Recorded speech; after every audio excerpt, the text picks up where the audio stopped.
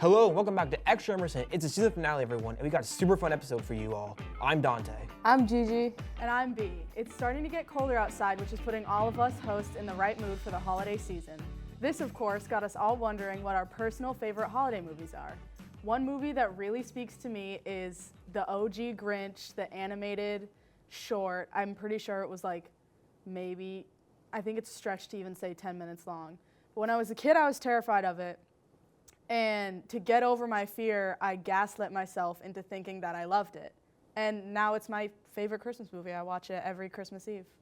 That's funny because hot take, I'm not into the Grinch. But what if I do what you did and gaslit myself to like it and be obsessed with it? I was so terrified of him. I started to, it was actually like Stockholm Syndrome. Like, I was like, wait, I love him. Have you read the book?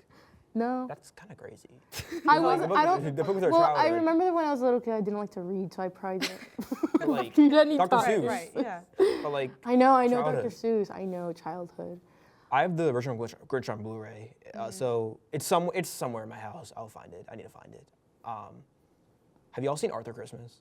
No. No. Arthur Christmas is so good. The plot of the movie, basically, for those who have not seen Arthur Christmas, is about a guy who lives in like this elf, like city, but he's not an elf, and he like works for the elves essentially with Santa Claus, and it's like about him, and it goes over like him trying to save Christmas, blah blah blah. It's kind of a basic story, but it is so funny, and I want to recommend that movie to everyone. That's my movie recommendation.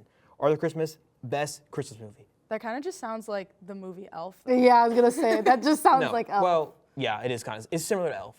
Okay, tell me why your movie is better than Elf. It just is. That's not a good explanation though. Tell me. Well, Gigi, what's your favorite? Elf. Right. I think Elf has plot holes, but What are the plot holes? Who's your favorite character in Elf? Elf, the main Elf, Will Ferrell. Mine is the narwhal. That appears for like 5 minutes. No, it actually appears more than. I like Elf. Elf's a great movie. Okay, but why is it better than your movie? No, I think Arthur Christmas. I'm not saying people have their own opinions. I'm not gonna say it's my. No, movie. but I'm actually interested to hear. Okay, well I think the problem I have with Elf, the whole plot line is that Santa doesn't exist. They don't believe in Santa. But at the beginning of the movie, we see presents underneath the tree, and they didn't put the presents there. Santa shows up in Elf. That's not what I'm saying. I'm saying that all the people think that all the citizens don't believe in Santa. Oh yeah. Yes.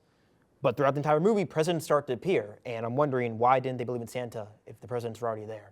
That's a big plot hole. Okay, Santa doesn't give presents to the adults though. Like the But adults in the movie. we see him as a kid. We see the Will Ferrell character as a kid. Well, yeah, he's a little kid and he's getting presents Yes, from Santa. and they don't believe in Santa. I'm saying the whole plot of the movie is that they don't believe in Santa. People think he's crazy. Well, the kids do believe in Santa. The adults that don't believe. Yes, and I'm saying why don't the adults believe in Santa if they're not getting the present? Well, they put their gifts under the tree for the kids. No, we see they don't. You know what? I'll rewatch Elf. I like Elf. Maybe. Want to know what else you guys should rewatch? Is Emmett Otter's Jug Band Christmas. That is another recommendation of mine. That one is so good. I love the style. I love the puppetry of it all, and it's just it's honestly so aesthetic. I really want to live in his house. I know he's poor, but it's so nice. He has a slide right outside of his door that leads you to the frozen lake. Is that why you like it? Because of the house? Well, I like it because my dad showed it to me. So it's a childhood memory of mine because it was one of his favorites. So I think just him sharing his favorite with me was made me like it more. That's fair. I've never seen it, but I heard good things about that. Heard good things. That's good. Polar Express. I was not scared of Polar Express. I was not scared of the animation. I was scared that a train would show up outside my house and kidnap me. Because in the movie, we see he has no choice. He goes on that train, no choice. He goes to a complete random place that he's never been before. Obviously, he knows it's the North Pole. But imagine someone comes out your side with a train and is like, why? And you're not gonna get on that train. Is what I'm saying. No one's. And imagine you're being forced to go on that train somewhere you've never been before. You wouldn't do that. I mean, honestly, it's kind of a bad lesson for kids. Of a random man pulls up to your house and is like, I'm gonna take you to Santa, get in. That's full on manipulation. Yeah. I mean, it's just, and he doesn't question it. I was obviously scared of it because of the animation, although it's technically not animated. Well, would you say? Because of the It's like motion capture. Yeah. Like, there still needs to be like some level of animation, I feel like. Yeah. I mean, I feel like they didn't motion capture like the train like skidding across the ice. Oh, yeah. That was animated. Yeah. Any other recommendations? A good one for me, I love Love Actually. It's a good Christmas movie. It's a rom-com. It's just like in Christmas. I watched it last year with some friends, and it's just very nostalgic and like cute and like wholesome. So I recommend everyone, whoever wants to watch it. I've never seen it, but I heard. I haven't seen You haven't seen it? I've never seen. I heard good things. I honestly do need to get on. You guys need to get on Love Actually because it's really, really, really good. You need to get on. What I The Home Alone 3 grind. I Home Alone 3. I haven't like fully completed Home Alone. Like I've only watched the first one. That's. You haven't completed I the Home haven't. Alone I haven't completed Home Alone. Lock in. Yeah. I think Home Alone 3 would have been better perceived if it was like its own movie, but it's not. So I think people expect it to be like a continuation, and it's definitely not. But the difference is in Home Alone 3 and between Home Alone 2 and 1. Home Alone 3, it's like the whole family's stuck, rather than just him. So I think we get like more dynamic. Spoiled it for me. Wait, the whole family is stuck in the house? Well, not the whole family. The brother and the sister are stuck. Oh, okay, because I'm like, they're just And there's living there. and there's more, and there's more. And we kind of see like, I haven't seen it in a while, so I forgot like how the movie goes. But I feel like we see a lot of character development between all the characters, rather than, I feel like we don't see that enough in Home Alone 1 and Home Alone 2. I love Home Alone 1 and I love Home Alone 2. I just think that there's not a lot of characters in either movie. I think Home Alone 3 does a great job of, just using as many characters as possible. Cool. I just after a while, but yes, that was my take on Home Alone 3. Watch Home Alone 3. I've always preferred Home Alone 1. I love Yeah, the I feel like it's just very original, the iconic one. Also, the music is always stuck in my head. Like, Yeah. Carol the after Bells goes watching so it. hard in the Yes. movie. Oh my god. Oh my god. This is like so kind of unrelated, but what is Donald Trump in Home Alone 1? No. No. Which one is he in? The second one. He's in the second one? Okay. No, because I kind of do want to watch Home Alone. Like It's really, you haven't, like I mean, you've seen the I first saw the one, first one, yeah. but The second one's I think second one's not pretty terrible, but I actually did enjoy the third one as well, but it doesn't top the original. Good. It doesn't. Yeah. No, I feel for like, sure. although I haven't watched it, I feel like the first one is probably going to be like the best one. I think the second one's pretty good. I think the Are second there one's any like. other like Christmas trilogies like that though, or like Christmas movies that like continue on past the first one? I feel like that's kind of rare. Frozen. Die Hard would kind of count. Kind of. Well, no, only the first movie is a Christmas movie, but like Die Hard, it did have the first. Well, Die Hard, great Christmas movie, great movie in general. Mm. Die Hard 2 is not a Christmas movie, neither Die Hard 3. All right. So. Have you all seen Die Hard? Yes, I have. And I do agree that it's a Christmas movie. That's great. All right, that is all we have for today's discussion. Now on to Parker for the news. Hey everyone, I'm Parker, bringing you all the goings-on happening in the film industry. First up, a 3-year deal has been struck up between PBS and the Writers Guild of America to secure positions for children animation writers. This deal would create new contracts up to 3 years while implementing a solidarity clause for PBS exclusively. The contracts also provide protections for AI, union protections regarding work hours as well as healthcare, and raises. If this new deal hadn't gone through, the Writers Guild of America was prepared to authorize a 94-man strike, which would have marked the second writer's strike for 2024. Fresh off of both Challengers and Queer, filmmaker and writer pair Luca Guadagnino and Justin Koretsky are in talks to direct and write the DC Studios adaptation of Sergeant Rock for James Gunn and Peter Safran. Daniel Craig, who recently starred in Guadagnino's Queer, is eyed to play the title character, who is described as a soldier able to shoot down German planes with a single submachine gun and can toss grenades with great accuracy. Over the course of Denzel Washington's press tour for Gladiator 2, the actor has given interviews focused on what some of his future projects will be, 2 of which are further entries into the Equalizer franchise. Washington will soon star in Spike Lee's remake of Akira Kurosawa's High and Low, titled Highest to Lowest, with him claiming that he will also be playing a role in the future unannounced Black Panther 3, as well as a film about the Carthaginian warrior Hannibal. After Captain America: Brave New World was pushed back from its original release date of July 2024, the film has delayed even further due to impending reshoots. The 4th film in the series, now starring Anthony Mackie, scored negatively with audiences, warranting a first round of reshoots. This time, new action sequences, new characters, and additional scenes have been added to strengthen the film. Since being pushed back again, this has become somewhat of a mess for Marvel, which we can only hope gets cleaned up soon. In an interview with the Associated Press, Martin Scorsese mentions the strong possibility of adapting author Marilynne Robinson's novel, Home, one of 4 novels in Robinson's Gilead series. Scorsese has discussed the project before, stating in a 2023 Sight and Sound interview that himself, Tar director Todd Field, and film critic Kent Jones had begun work on a screenplay before the 2023 Writers Guild of America strike, with additional plans to write adaptations of other entries in Robinson's Gilead series. Although Scorsese has discussed this adaptation in several interviews, no concrete plans for production have been announced, with the director citing scheduling issues as a potential obstacle. In an interview with Entertainment Tonight, Ringo Starr seemingly confirmed that Barry Keoghan may be cast to portray the drummer in Sam Mendes' upcoming series of theatrical interconnected biopics following the 4 Beatles. When asked about Keoghan's prospect to play him in Mendes' biopics, Starr responded that he thought it was great and believed that Keoghan was somewhere taking drum lessons, quipping that the actor shouldn't take too many. Although Starr, along with Paul, McCartney, and the estates of John Lennon and George Harrison, have directly granted the rights to make these biopics, a source close to the project cautions that no concrete details have been made with any cast yet, contradicting Starr's statement. Keoghan is one of many actors speculated to portray the Fab Four, with other rumored actors including Harris Dickinson, Joseph Quinn, and Paul Mescal. Starr's comments are the closest indication of any actor being officially linked to the project. This Valentine's Day, the 3rd installment of the Paddington franchise will have a worldwide release. Mark Burton, writer of Madagascar and Paddington 2, has written the movie alongside director Douglas Wilson. Paddington in Peru follows the bear's journey to visit his Aunt Lucy, who resides at a home for retired bears, when an adventure in Peru ensues on his journey to her. With Ben Whishaw reprising his role as Paddington, Paddington in Peru is sure to be fun for the whole family. The tidings we bring to Extra Emerson. For this episode's film recommendation, we wanted to bring on the Christmas cheer with a relatively new holiday film that has grabbed the hearts of merry people everywhere, Noel, starring Anna Kendrick and Bill Hader.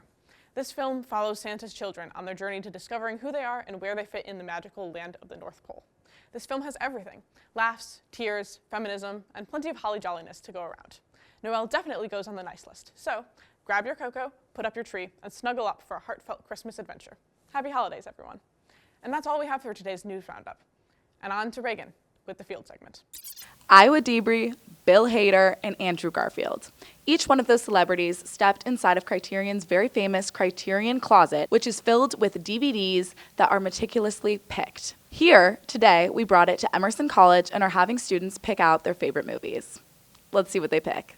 Hi, my name is Samantha Darros, and I'm an epic woman, and today I'm going to show you guys some of my favorite movies. First pick is Scott Pilgrim versus the World. Like, Michael Cera classic. Fun fact about this movie, this was like the only movie that my family had recorded on the DVR. So I've watched it in like an unbelievable amount of times. I think I could probably recite the whole script if I had to. It's like literally a video game turned into a movie. And it's like a crappy college band. They all live together in a house. It's honestly, when you think about it, it's like, yeah, a Boston student movie. So love that one. Another good one down here on the same shelf, My Own Private Idaho, Gus Van Sant. Sorry. I love to say that I know French. Is he French? Nobody knows, so you guys can do your own research on that. But it's a really good movie. It's adapted from, I believe, a play, a Shakespearean play. When I first watched it, I will say, I was kind of confused. I really didn't know what was happening. I kind of had to do some research on it by myself. But either way, these very beautiful scenes of like him just being literally in the middle of nowhere. It's kind of cool. You know what I mean? And then, of course, I think I have to kind of talk about Wes Anderson, Grand Budapest Hotel. We also have The Royal Tenenbaums, I think is how you say it. This is not this film. I'm sorry. But my personal favorite would probably have to be Moonrise Kingdom. It's a very sweet movie. But when we think of good cinematography, I think we have to talk about Wes Anderson, obviously. Scenes that you literally are like, this is my imagination in my dreams. It's scenes from your dreams, I feel. Very beautiful. Talks on really important topics like, mental illness, relationships. That's it. What's up, you guys? I'm Sean, and I'm going to be picking 3 of my favorite movies. First up, we have Scott Pilgrim vs. the World. I love this movie so much, actually. I know it's, like, kind of icky in a lot of parts, but, like, visually, it's just so interesting, and I love watching it. And the cast is so good. and it's just amazing. It's like a really nostalgic movie for me. And it is my favorite movie, I'd say. It's definitely the movie I've seen the most, so certified classic right here. And then we have Carrie. I love Carrie. I love this version of Carrie, not the one with Chloe Grace Moretz. But this version of Carrie is really fire. I just think it's a great classic horror movie. I think Carrie was right. She was justified in everything she did. She was a baller. And third up, we have Bridesmaids. This movie is so funny, and I feel like it doesn't get the hype it deserves, because it really is, like, such a banger. Like, the cast, first of all, is amazing. I love how Kristen Wiig is so, like, failure core. She's so #relatable. I think everybody should watch, and it deserves more recognition. Those are my movies. Hello, my name is Nick, and I'm here at the Criterion Collection. So many things to pick out from, but there's one that instantly jumps to my attention, and it is Game of Thrones. Game of Thrones, I first tried watching the show when I was like 9 years old, and the first few episodes forever traumatized me. I never looked at any Game of Thrones footage for a few years after that, because there's a lot of naked people doing devious things, and 9-year-old me was not ready for that, unfortunately. Then later in life I picked it back up, and I thought it was amazing. And I think people tend to give a lot of hate to seasons 7 and 8. I'm not that against those seasons. As a person who read all the books, and as a person who loves George Martin, I think they're a bit overhated. They weren't great, not in any way up to Game of Thrones standards, but I don't think they were that terrible. My second pick would be Past Lives. I watched this movie in the movie theater, and the emotions that I was going through when watching this were insane. Like the way a person's romantic and personal life is portrayed through the years, and with their current relationships and childhood relationships. It just spoke to me on so many levels, and I ended up sobbing in the theater, and it was just it was a special experience for me. It was probably my favorite movie of that year. And my third pick will be Inside Llewyn Davis, which is a film that I deeply adore, partly because it's written and directed by the Coen brothers, but also because it's Oscar Isaac playing a deeply dysfunctional man. And when I watched it, I was at a point in my life where I could relate to him on more levels than I would have liked to, and some part of me just really felt super connected to that character at the time, and that's why I have very fond memories of my experience watching that movie. These are my 3 picks. Thank you so much for listening. Hi, my name is Lena. I use she, her pronouns, and I am here to pick out some movies today. Okay, so my first is Singing in the Rain. I love theater. I always have. And when I was little, my mom would show me a lot of Golden Age musicals because she knew I was interested in theater. And this is one that we watched a ton, and I always thought the songs were incredibly catchy. And I'm here studying theater, so I think that's really exciting. So this is an important one to me. The Princess Bride. Great movie. My roommate had never watched this, and she decided she wanted to be Princess Buttercup for Halloween, which I thought was insane because she had never watched it. So we sat down and we watched it, and it was really fun. It reminded me of watching it for the first time when I was little, and I did not like it at first. I think I was a little too young. But it was a really sweet time, and so this one's important too.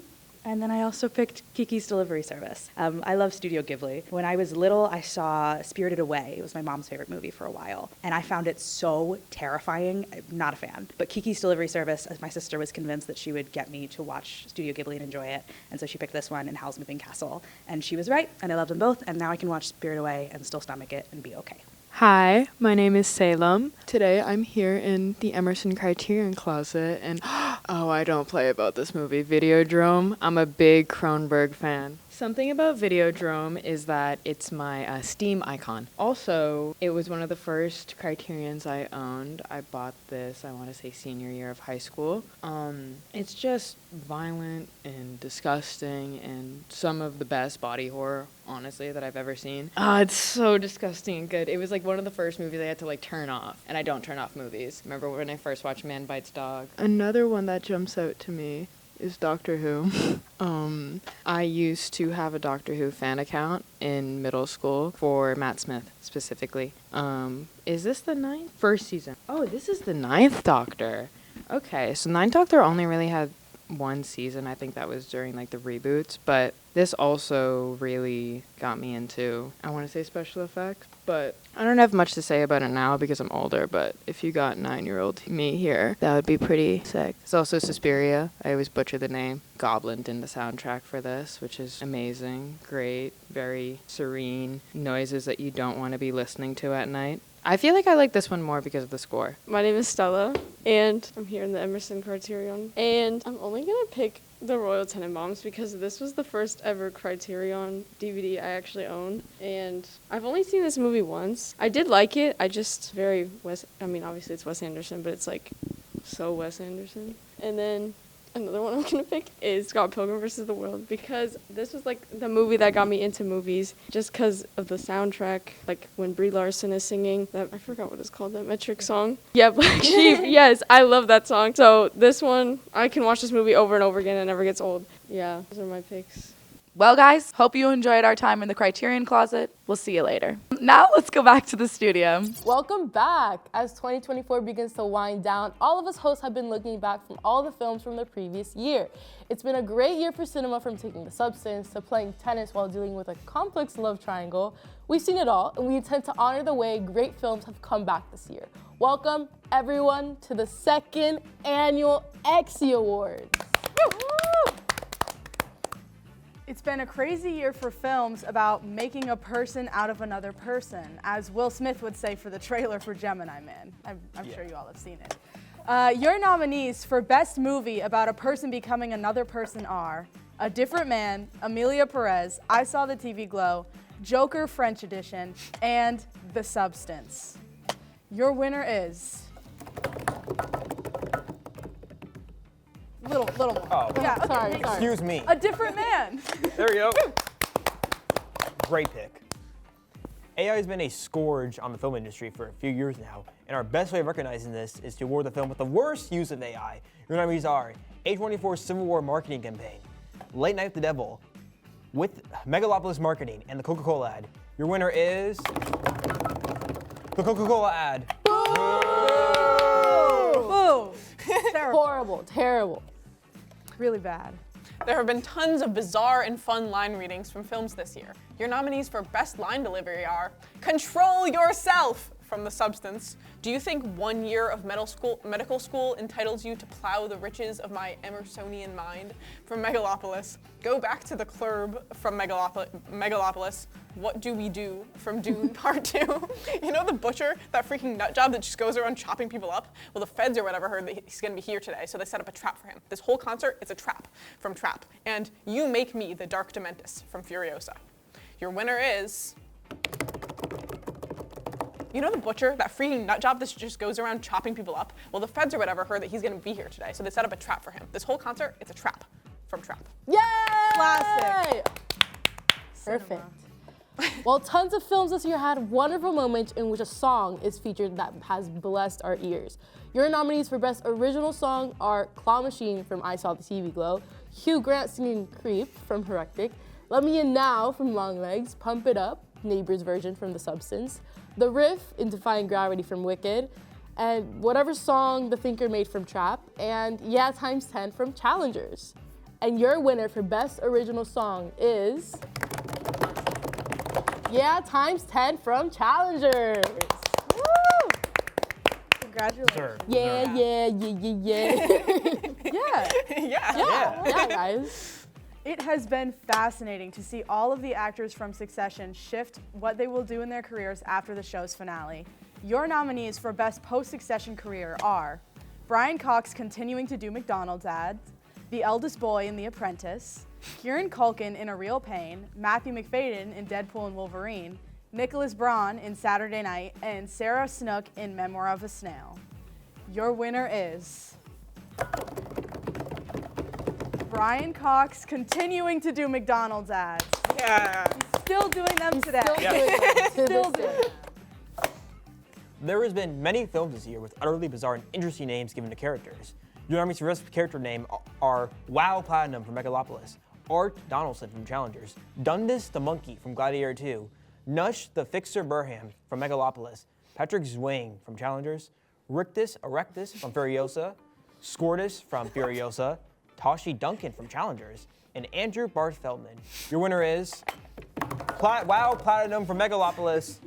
Let's go. Yeah. Yeah. Congratulations. Yeah. No claps, wow. We literally did. It's been an interesting time at Emerson. We've been able to see some really big celebrities while walking around Boston. Your nominees for Best Celebrity Spotted at Emerson are Francis, Penn Badgley, Robert Pattinson, the actor that Estrella allegedly saw that may either be Javier Bardem or Jeffrey Dean Morgan, Tom Holland, and Zendaya. Your winner is... The actor that Estrella allegedly saw that may either be Javier Bardem or Jeffrey Dean Morgan. Could be either one of them. Who knows? Who knows? Let's go, Estrella. And now for our most prestigious award of the night. Best? Your nominees for Best are Andrew Bartholomew, My pick. Challengers, and My pick. Dinky, Pick. Horizon and American Saga Chapter 1, My pick. My pick. Also my pick. Yeah. No, that's mine. Oh. Lesbians but in cinema, Not my pick. Lesbians, Not my lesbians but in real life. We got My pick. Megalon, My Penguin Friend, and Tedesco, the vaping conservative cardinal, as portrayed by Sergio Castellitto in the hit motion picture Conclave in 2024. Der Edward Berger for Focus Features.